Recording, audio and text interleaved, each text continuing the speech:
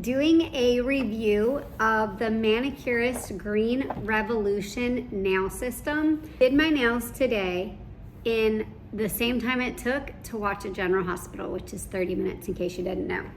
The kit comes with everything you need to get started. It comes with a 36-watt LED lamp that folds perfectly into this cute little bag, and it comes with stickers so you can decorate it the way that you want. This is the starter kit, and it comes with 3 colors, and it comes with, so here's my 3 colors. I did the aubergine is the color that I did today, so pretty. And it comes with the base coat. So you put the base coat on and you literally hit the button that says base, cure your nails.